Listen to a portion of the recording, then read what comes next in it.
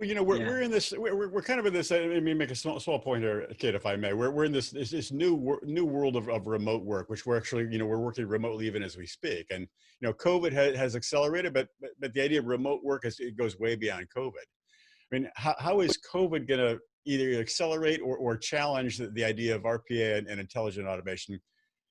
Kit, you want to field that one? Yeah, sure.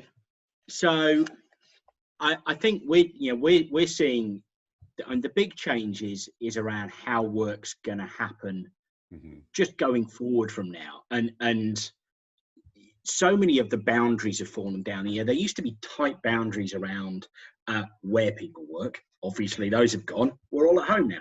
Yeah, right. There were tight boundaries around when people worked. Guess what?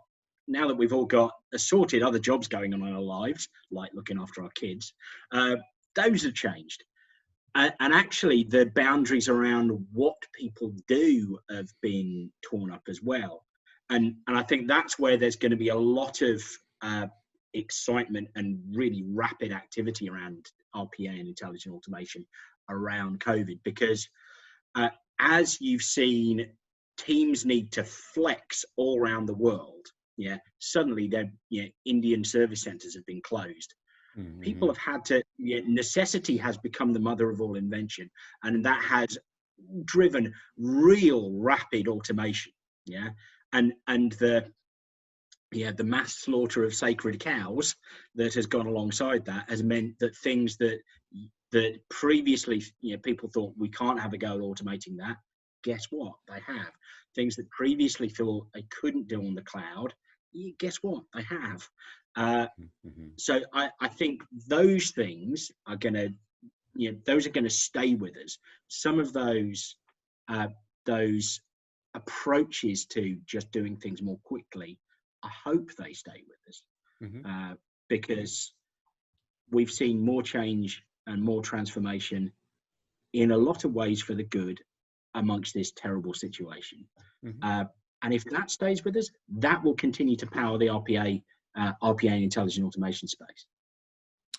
David, we talked about this a little bit beforehand. It's like how, sometimes the clients themselves have a hard time implementing RPA because they're not sure exactly how to use it. So, as Kit mentioned, the idea of COVID and remote work can accelerate RPA. Maybe the clients are still struggling, like, hey, how do we implement this? It seems like there could be a little tension going on there because they themselves might not know how to make the best use out of that. How does that question get resolved?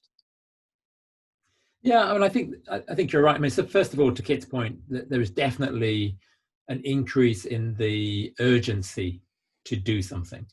And I think a lot of organizations are being kicked out of inactivity because there's nothing like a good crisis to drive change and innovation, right? So I think we're in that mode now where the pace of change is important, and the scale of investment is also important, because people are not going to be thinking about big ERP transformations or big system changes and so on.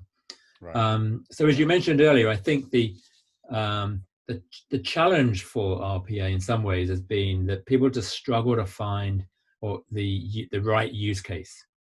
And it's a shame, because frankly, there are a lot of really good examples of fantastic transformations that have been led by an RPA implementation.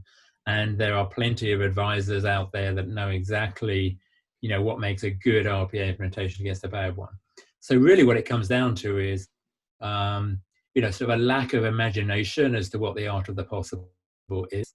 And I think often we find people are just not ambitious enough. And I think, in the work that we've been doing with our clients around resilience, a lot of their discussions have been, if only we'd gone a bit further, if only we'd actually completely automated the billing process rather than just part automating the billing process.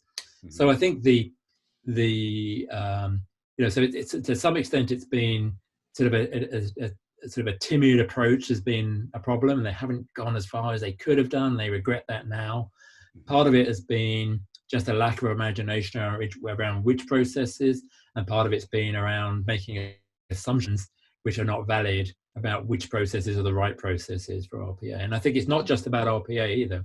I think the key thing is that we're really talking about end-to-end processes, which requires a collection of tools.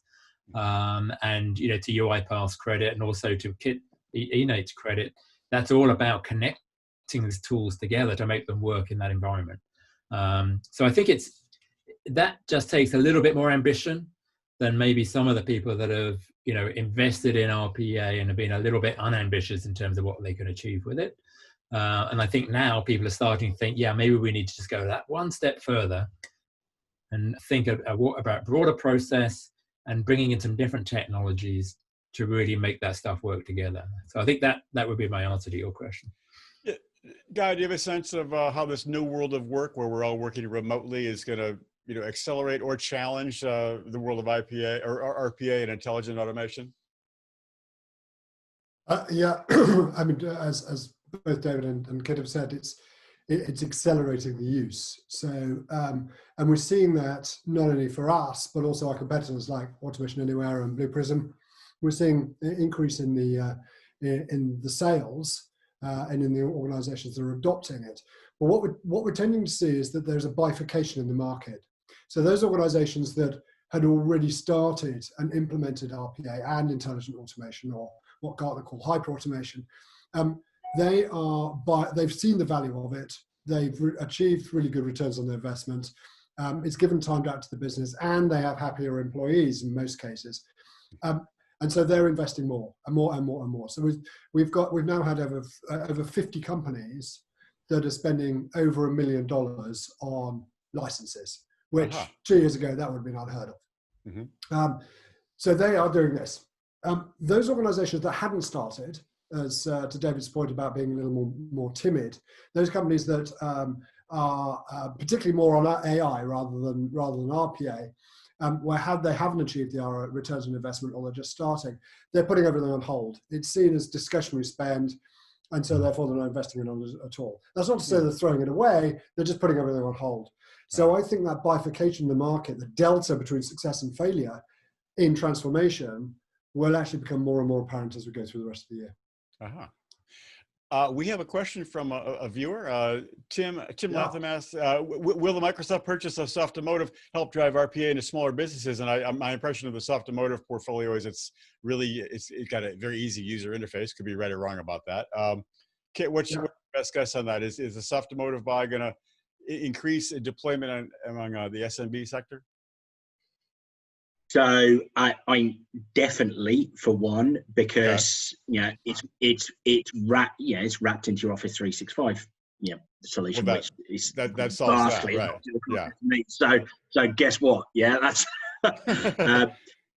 classic Microsoft. So yeah, it's definitely going to drive into there. It's going to be talking of bifurcations. There's going to be a really interesting bifurcation in the market around it. There's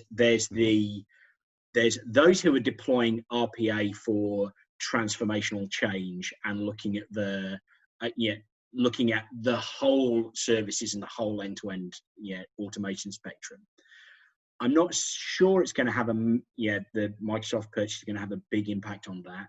But there's the other RPA use case, the robot for every person kind of use case, which is all about individual productivity and desktop productivity.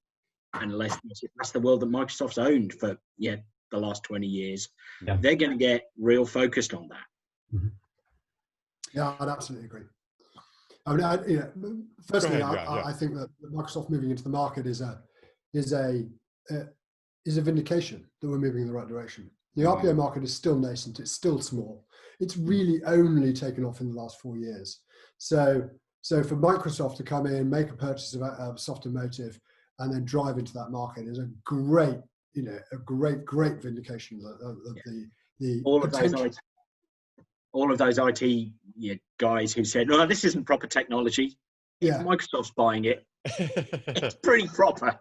Yeah. Have there been some serious holdouts among the IT crowd that people have looked at it as steered and said this is not proper technology? Oh, absolutely. Okay. No, I went to a Gartner conference. I went to a Gartner conference in March 2018, and this was for enterprise architects. And apart from the fact it was the largest collection of ponytails I've seen since my daughter left school, and that was just the boys. The audience was fairly evenly split between those that were willfully ignorant about RPA and those that were just actively hostile. Because why on earth use this user interface nonsense when you can do it properly using APIs? Mm-hmm. The turnaround in Gartner, and Gartner believed that too, the turnaround until October last year, where hyper-automation, which is the combination of RPA plus AI, which I think we'll talk about in a bit, being the number one trend for 2020, that's a massive turnaround.